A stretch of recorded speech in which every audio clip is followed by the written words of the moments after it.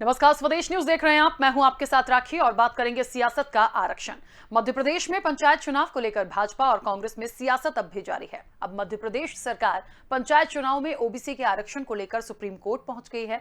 सरकार ने इसको लेकर पुनर्विचार याचिका प्रस्तुत कर दी है और आज जल्दी सुनवाई के लिए सुप्रीम कोर्ट से अनुरोध भी करेगी। आपको बता दें कि विपक्ष विधानसभा में ओबीसी आरक्षण को लेकर सवाल कर रही थी कि मुख्यमंत्री ने ओबीसी आरक्षण के बगैर चुनाव नहीं कराने का आश्वासन दिया था, लेकिन उस पर किया क्या है। इसको लेकर गुरुवार को 2 बार सदन की कार्रवाई प्रभावित हुई, जिसके बाद विधानसभा में संकल्प पारित किया गया कि बिना ओबीसी आरक्षण के पंचायत चुनाव नहीं होंगे। कुल मिलाकर कहें तो सुप्रीम कोर्ट के आदेश के बाद कांग्रेस और बीजेपी में ओबीसी आरक्षण पर रोक के लिए एक दूसरे को जिम्मेदार ठहराने की लड़ाई अब भी एक दूसरे को ओबीसी का शुभचिंतक बताने की होड़ पर आ टिकी है। और इस चर्चा को हम आगे बढ़ाएंगे, लेकिन आपको बता दें कि ये जो सियासत का आरक्षण है, पता नहीं ये इस पर एक अंतिम मुहर जिसको कहते हैं ना, वो कब लग पाएगी, ये कब खत्म हो पाएगा और ये आरक्षण की आग भी कब खत्म हो पाएगी। इसमें ये इसलिए इंक्लूड हो रहा है क्योंकि हो कुछ और रहा था, चुनाव की तारीखें डिक्लेयर हो गई थी, सब चीजें होनी थी।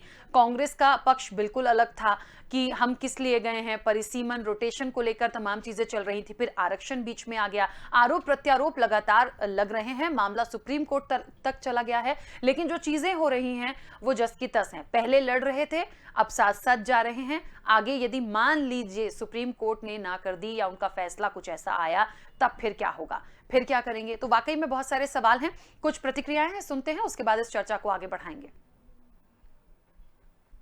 बात स्पष्ट थी कि आप क्या चुनाव बिना आरक्षण के कराएंगे। मुख्यमंत्री जी ने बयान दिया, परसों 48 घंटे पहले बयान दिया कि हम नहीं कर पाएंगे, बिना आरक्षण के कोई चुनाव नहीं होगा। ये तो प्रोसीडिंग्स का मामला है।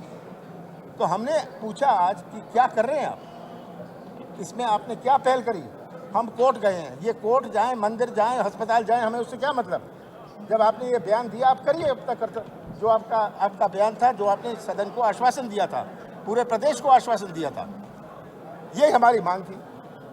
ये प्रस्ताव परसों पास कर देते, पर आज जिम्मेदारी सरकार की है कि आज जो सदन ने प्रस्ताव पास किया है, ये कहीं कोर्ट में मामला है।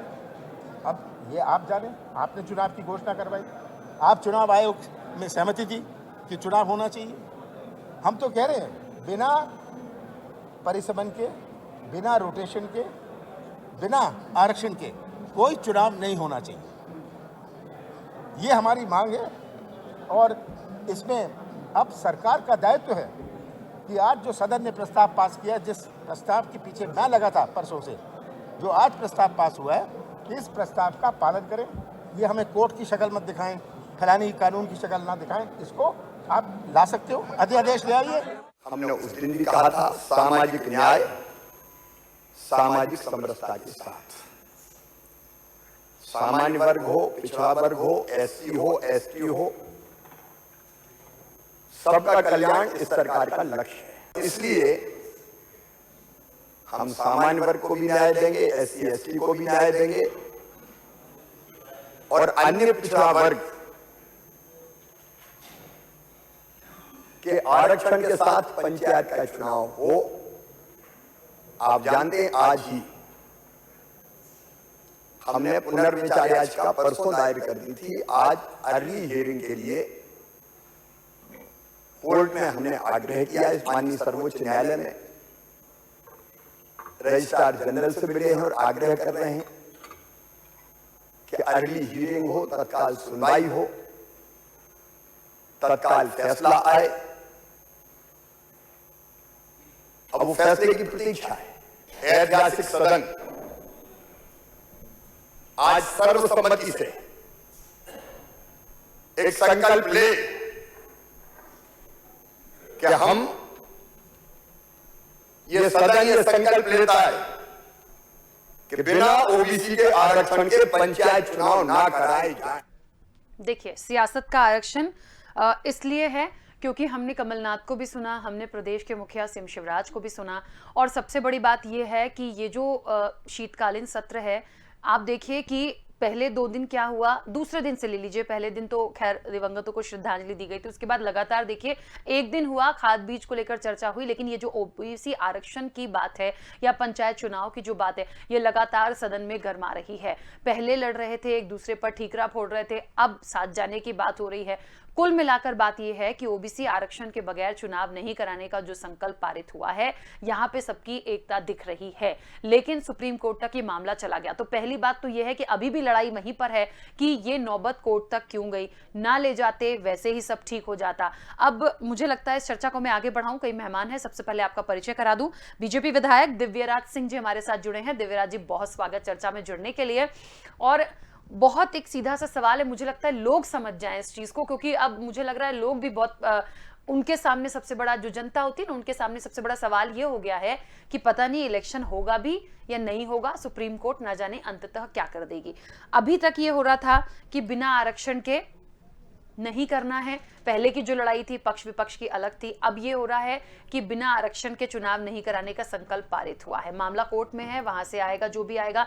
लेकिन सवाल ये है कि अभी तक हम जो पढ़ रहे हैं, देख रहे हैं, समझ रहे हैं, उसमें यह भी कि ओबीसी को छोड़ के सारी सीटों पर आप इलेक्शन करवा लीजिए, नतीजे बाद में देखेंगे। तो इन सब चीजों में इतना असमंजस हो गया, इससे निकले कैसे?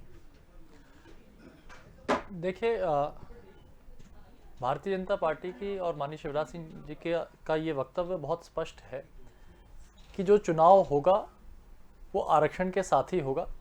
वर्तमान में जो कोर्ट ने जो आदेश किया है उसका पालन करते हुए भी चुनाव कराए जा रहे हैं।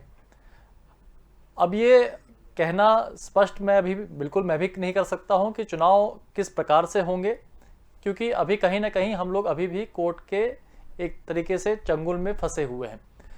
अब ये कहा जाए कि ये कोर्ट में मामला चला गया, तो भारतीय जनता पार्टी और माननीय शिवराज जी की सरकार ने जब चुनाव की घोषणा करी थी तो उस अध्यादेश जब पारित किया गया था तो उसमें आरक्षण पहले से ही था। तो हम ये अगर कहें कि जो हमारा भारतीय जनता पार्टी का जो लक्ष्य था वो चुनाव कराना भी था और ओबीसी को आरक्षण देना भी था, तो निश्चित रूप से हमारा कहीं ना कहीं मन साफ है। हमने जो शुरुआत में जो वो किया था उसमें आरक्षण था। कांग्रेस पार्टी ने कोर्ट गए और जब कोर्ट में उन्होंने गोल इस तरफ मारने की कोशिश करी और गोल रिवर्स होकर उनके खुद गोल पोस्ट के अंदर चला गया, तो वो गोल पोस्ट बदलने का प्रयास कर रहे हैं और कहीं ना कहीं पॉइंट्स बटोरने की कोशिश कर रहे हैं और अपना ठिकड़ा किसी और के सर पे फोड़ने की कोशिश कर रहे हैं। देखिए, एक बात तो है कि अभी जो एक अशासकीय संकल्प का जो समर्थन सबने किया है और उसके अकॉर्डिंग यदि देखें तो साथ साथ तो दिख रहे हैं, लेकिन बात वही हो गई, ये लड़ाई बार बार वहीं पर आकर टिक जाती है कि कांग्रेस कोर्ट गई इसलिए गड़बड़ हो गया, उधर बीजेपी, जैसे आपने भी दिव्यराज जी कहा ये चीज कि कांग्रेस ना जाती ना तमाम चीजें होती। कांग्रेस अपनी जिद पर अड़ गई है कि हम तो रोटेशन को लेकर गए, हमने ओबीसी की कोई बात ही नहीं करी, हमने आरक्षण की कोई बात ही नहीं करी, लेकिन ये जो आरक्षण का जिन एकदम से निकल कर आया, इसने पूरी व्यवस्था को गड़बड़ा दिया है। देखिए, चुनाव आयोग जो डिसीजन देगा ठीक है, उनके अकॉर्डिंग तो बहुत सारी चीजें क्लियर है कि ओबीसी को छोड़ के सब पे आप चुनाव करवा लेते हैं, नतीजे जो होंगे वो डिक्लेयर नहीं किए जाएंगे। लेकिन यहाँ पर बात इतनी सी हो रही है कि छोटा सा एक वोट बैंक नहीं है, 52% बहुत होता है, करीब 70,000 पद। अब ये भी बात चल रही है कि उन ओबीसी को सारा सामान्य कर दीजिए। आप कैसे इसको कर पाएंगे? ये एक छोटी सी प्रक्रिया या छोटे से जगह का नहीं है कि इसको हम जल्दी जल्दी इस पे डिसीजन लेके कर देंगे, लेकिन अंततः यदि कैंसिल ही हो गया तो बड़ी आफत हो जाएगी। फिर देखिए, कहीं ना कहीं कैंसिल करना अब वैसे तो सही बताएं तो कोर्ट के हाथ में है, और जो अध्यादेश भी पारित हुआ ये कहीं ना कहीं माननीय शिवराज जी ने भी ये चीज सदन में भी कही है कि इसको, क्योंकि नियम जो बनाना है कॉन्स्टिट्यूशन, इसमें अमेंडमेंट करना पड़ेगा, तो उसके लिए कहीं ना कहीं हमको केंद्र के पास भी जाना पड़ेगा और केंद्र सरकार भी इसमें कोर्ट में अपना पक्ष रखेगी, और साथ साथ में अगर कहीं नियम में भी कोई बदलाव करने का अगर जरूरत पड़ेगी तो भारतीय जनता पार्टी केंद्र सरकार से भी निवेदन करेगी कि इसमें संशोधन किया जाए। ठीक है, चलिए, और उस पूरी चर्चा में हमारे साथ कांग्रेस विधायक पांचीलाल मीणा जी भी जुड़ गए हैं। पांचीलाल मीणा जी, बहुत स्वागत चर्चा में जुड़ने के लिए। और ओबीसी आरक्षण की बात चल रही है, ये सियासत का आरक्षण जो है ये कहीं ना कहीं समझ में आ रहा है कि कांग्रेस ने शुरुआत करी है। अभी दिव्यराज जी ने भी कहा कि ना जाते कोर्ट ना ये तमाम चीजें होती। हालांकि आपकी तरफ से, कांग्रेस पार्टी की तरफ से बहुत बार स्पष्ट हुआ कि हम परिसीमन और रोटेशन को लेकर गए, आरक्षण को लेकर नहीं गए। लेकिन अब क्या करेंगे? क्योंकि अभी पहले तो एक दूसरे पर ठीकरा फोड़ रहे थे, अब जो संकल्प हुआ है कि भाई बिना आरक्षण के कोई चुनाव नहीं कराना है, इसमें दोनों की सहमति है, मामला सुप्रीम कोर्ट में है, आगे अब क्या करेंगे? देखिए, जो चुनाव प्रक्रिया है ये नियम से होती है, और चुनाव प्रक्रिया को जब आरक्षण ऑलरेडी 27% माननीय कमलनाथ जी की सरकार में हो चुका था, उसको नहीं करा करके कोर्ट में पेश करना ये कहीं ना कहीं अवमानना का विषय है। और ये चुनाव टालने की जो प्रक्रिया है ये खूब से खूब 1 महीना, 2 महीना, 3 महीना, आखिरी लास्ट रहना चाहिए 6 महीने। 6 महीने के अंदर किसी भी संस्था के चुनाव होना चाहिए, ये प्रक्रिया में है। अब उसको 6 महीने के बाद में बढ़ाने का जो उद्देश्य रहा है, ये अभी वर्तमान सरकार में माननीय शिवराज सिंह जी ने उसको कोर्ट के माध्यम से ओबीसी आरक्षण होगा इस प्रकार से जो कोर्ट में पेश किया है। तो अभी तक क्या कर रहे थे, हम ये जानना चाहते हैं कि भाई खूब से खूब कोर्ट का जो माध्यम था वो बहुत जल्दी इसको सुनवाई करवाना था, सरकार का विषय था।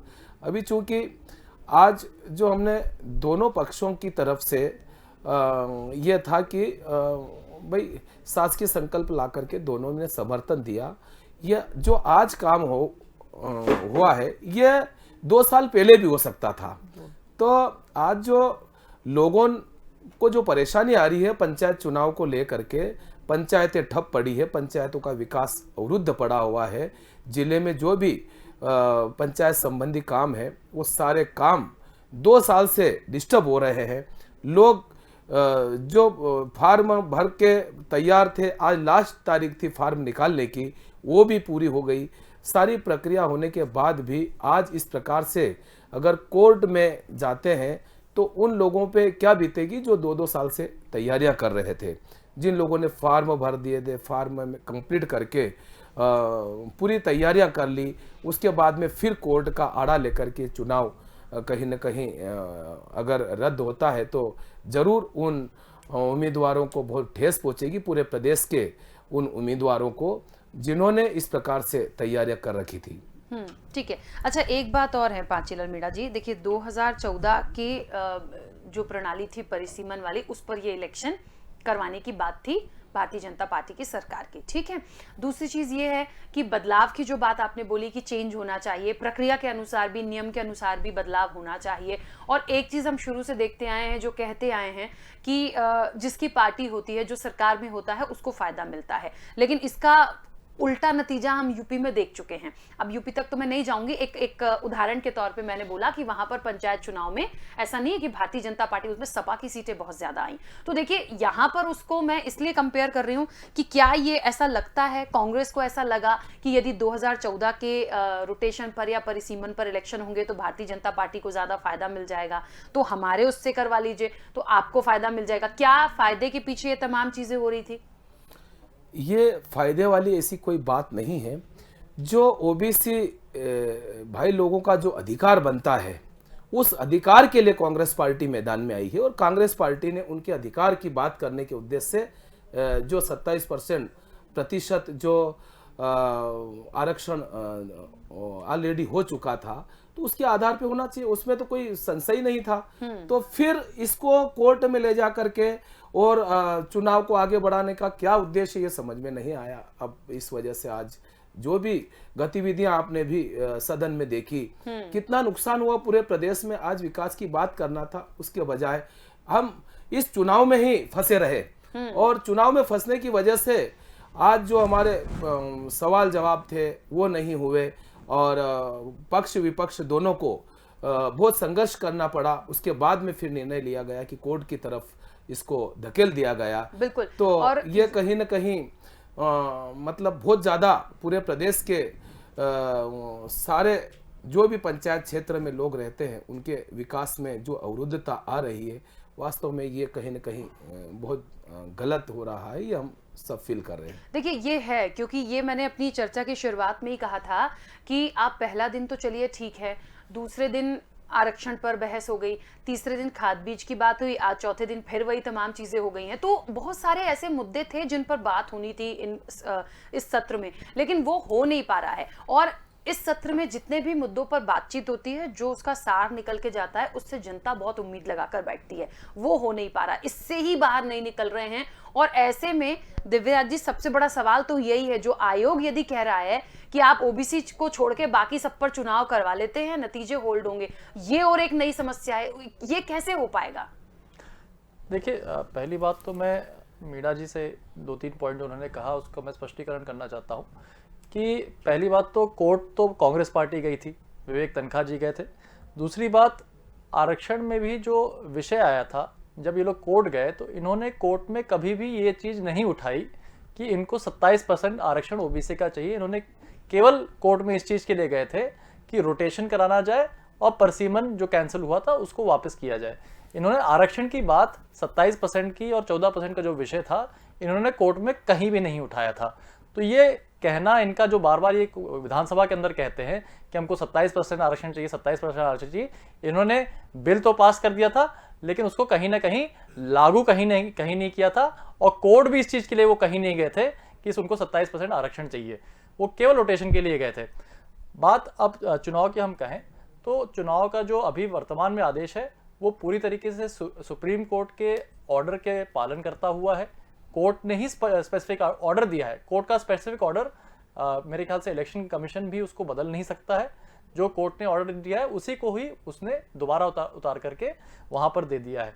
केवल इतना ही विषय छोड़ दिया है क्योंकि ओबीसी कोर्ट ने तो यहां तक कह दिया था कि ओबीसी का जो आरक्षण वाली जो सीटें हैं उनको नॉन रिजर्व करके वहां पर भी चुनाव करा देना चाहिए।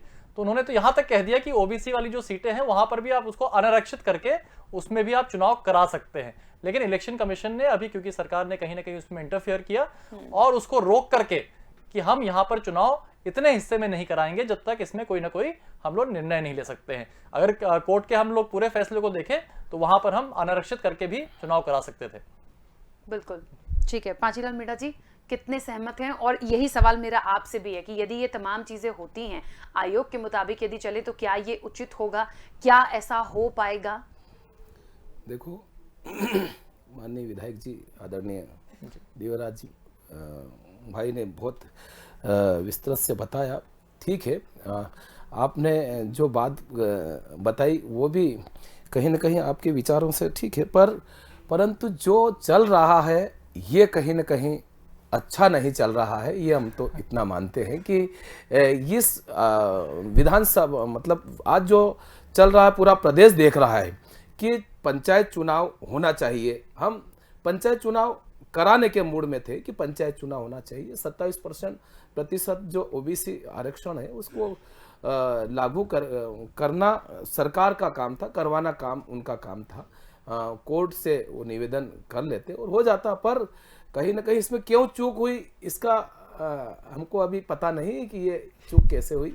सरकार से ही कहीं ना कहीं चूक हुई है कि इसको जल्दी से सुधर जाता तो आज ये नौबत नहीं आती, ऐसे दिन देखने को नहीं मिलते। मुझे तो, एक मिनट मैं बीच में रोक रही हूँ। पांचीलाल मीणा जी, पता है मैं बहुत लंबे समय से ओबीसी आरक्षण पे बातचीत कर रही हूँ और अभी शीतकालीन सत्र जो है ना, लगातार हम रोज इस पे बात कर रहे हैं। मुझे तो खुद चर्चा करते करते अब मैं इतने असमंजस में खुद आ गई हूँ कि पता नहीं कांग्रेस ने करा गड़बड़ कि बीजेपी ने गड़बड़ करा। बात तो परिसीमन रोटेशन की हो रही थी, ये आरक्षण कहाँ से आ गया? मुझे तो अब आप ये समझा दो, कम से कम मैं तो संतुष्ट हो जाऊं एक जनता होने के नाते, एक पत्रकार होने के नाते। देखो, आरक्षण अभी का मुद्दा नहीं था। आरक्षण तो भाई पहले से ही था। तो ये आरक्षण की बात आप माननीय मुख्यमंत्री जी से पूछिए कि आरक्षण जो 27% आरक्षण कमलनाथ जी की सरकार में हो चुका था, फिर इसको कम करने की बात क्यों चालू हुई?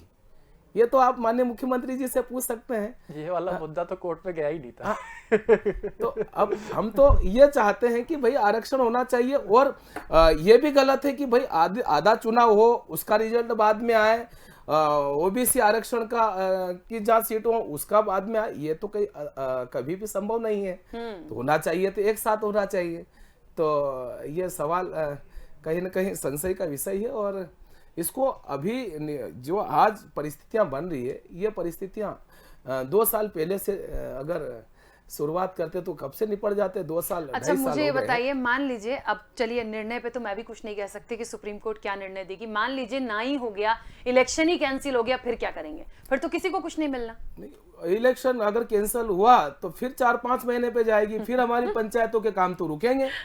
अगली बार, अच्छा मान लीजिए यदि कैंसिल हुआ और 6 महीने बाद शुरू हुआ या 6 महीने बाद प्रोसेस शुरू हुई, फिर से परिसीमन की लड़ाई करेगी कांग्रेस, कुछ तो फिर होगा। नहीं, हम तो चाहते हैं ना 27% जो ओबीसी का आरक्षण, उसको आरक्षण देना चाहिए। ये तो भाई उनका हक और अधिकार है। अब उसको एक बार आरक्षण हो चुका, उसको कैसे आप मतलब माइनस करेंगे? तो हमारा यही निवेदन था। और ठीक है, दिव्यराज जी अपनी बात रखिएगा। नहीं, पहली बात, जैसा कि आपने भी यही पूछा और मेरे ख्याल से मैं भी यही पूछना चाहूंगा कि अल्टीमेटली कांग्रेस पार्टी अपना डिसाइड कर ले कि वो चाहती क्या है ना? कांग्रेस पार्टी चाहती है कि चुनाव होना चाहिए। क्योंकि चुनाव जब हो रहा था तो आप कोर्ट चले गए और चुनाव होता हुआ चुनाव आपने रुकवा दिया। तो मेरे ख्याल से ये कहना कि कांग्रेस पार्टी चुनाव चाहती थी तो पहले कोर्ट ही क्यों गई? और अगर आप कोर्ट गए तो या तो पूरी तैयारी के साथ आपको कोर्ट में जाना चाहिए था कि आप क्या मांगने जा रहे हो और हो क्या गया। आप कोर्ट मांगने कुछ गए, हो कुछ और गया। तो पहले कांग्रेस पार्टी अपनी भी लीगल टीम से पहले समझ ले कि कोर्ट में जाने से पहले कई बार ऐसा होता है कि हम लोग भी कई अपने या तो रेवेन्यू के मैटर होते हैं या कोई भी मैटर होता है, तो आदमी पहले अपनी लीगल टीम से डिस्कस करता है कि कहीं हम कोर्ट में जाएंगे तो कहीं हमको उल्टा कुछ तो नहीं हो जाएगा। तो अगर वो बता देता है कि भैया आपका ये कहीं ना कहीं मामला लीगली कहीं और ज्यादा फंस सकता है, तो इससे बेटर है कि आप कोर्ट ना जाओ। तो पहले अपनी लीगल टीम से अच्छे से डिस्कस किया करें। विवेक तनखा जी इनके बड़े अच्छे अधिवक्ता हैं, लेकिन कहीं ना कहीं उन्होंने कुछ शायद चूक करी होगी सोचने में, डिसाइड करने में। अच्छे वकीलों को लेकर के जाए और सही ढंग से वहां पर अपना मुद्दा रखें। और अगर मुद्दा इनके पास कोई सही ढंग का नहीं है तो कोर्ट भी ना जाएं, जिससे कहीं ना कहीं जनता को इस प्रकार से दोबारा इस प्रकार की आपत्ति या उनको कोई ना कोई समस्या आए। बिल्कुल, देखिए एक बात तो बहुत स्पष्ट है कि सरकार की तरफ से जो हो रहा है, जो किया जा रहा है, उसका कांग्रेस भी अब समर्थन कर रही है। बस बात यही है कि अब हो जाए। तो यदि कोई कोशिश सरकार की तरफ से की जा रही है तो पांचीलाल मीणा जी उम्मीद करें कि यदि पूरी जोर लगाती है सरकार तो शायद कोई निर्णय तो अच्छा बोले कि जाए। आज रात में ही डिसीजन लेना चाहिए कि कोर्ट के माध्यम से, वो तो सरकार कोर्ट को जो आपके वकील के द्वारा कि भाई 27% जो आरक्षण है उसको दे दिया जाए और कल से चुनाव किया जाए, उसमें कोई परेशानी नहीं है। हम ये चाहते हैं ना कि भाई उसको कोर्ट के वेट करना पड़ेगा उसके लिए। हाँ, कोर्ट भाई इतना जो चल रहा है, पूरी प्रक्रिया हो गई है, फार्म वापस लेने की प्रक्रिया हो गई है, कल से चुनाव की तैयारियां, आज कल से सिंबल मिल जाएंगे लोगों को। और उसके बाद में अगर इस ऐसे स्टे लगेगा तो कितना धक्का लगेगा जिन लोगों ने तैयारियां करी होगी। तो हमारी मंशा यही कि 27% आरक्षण जो है हम उसके माध्यम से, माननीय दिव्यराज जी जो बात कर रहे थे कि ये कोर्ट का विषय ऐसे आया कि भाई आप 27% जो आरक्षण था उसको नहीं करवा रहे थे, इस वजह से मुद्दा ये कहीं ना कहीं पेश आया। तो हमारा निवेदन है कि 27%। लेकिन पांचीलाल मीणा जी, शुरुआत कहां से हुई? भारतीय जनता पार्टी यही तो कह रही है, शुरुआत इसलिए हुई क्योंकि आप परिसीमन रोटेशन वाली प्रणाली को लेकर कोर्ट गए। ये शुरू से ही ये चल रहा ना। शुरुआत वहीं से हुई, आप गए और उसके बाद आरक्षण निकल के आया। पता नहीं रोटेशन का तो जो होना था हो गया। 27% आरक्षण का तो हमारे पास शुरू से ही ये मुद्दा था कि भाई 27% आरक्षण के साथ में ही चुनाव होना चाहिए, ये मांग शुरू से। ये तो आपने नहीं देना की कोशिश, सरकार ने ये देने की कोशिश नहीं करी, इस वजह से ये मुद्दा सामने आया। ठीक है, चलिए बार बार यदि ऐसा लग रहा है तो एक छोटा सा सवाल मैं दिव्यराज जी से ले चुकी। दिव्यराज जी, क्या ओबीसी आरक्षण 27% देने में क्या भारतीय जनता पार्टी को कोई तकलीफ थी जो इतना सब कुछ करना पड़ा? उनके अकॉर्डिंग ये सवाल है मेरा। देखिए, मीणा जी ने जरूर ये सवाल यहाँ पर उठाया है, लेकिन ये सवाल सुप्रीम कोर्ट में नहीं उठाया गया था।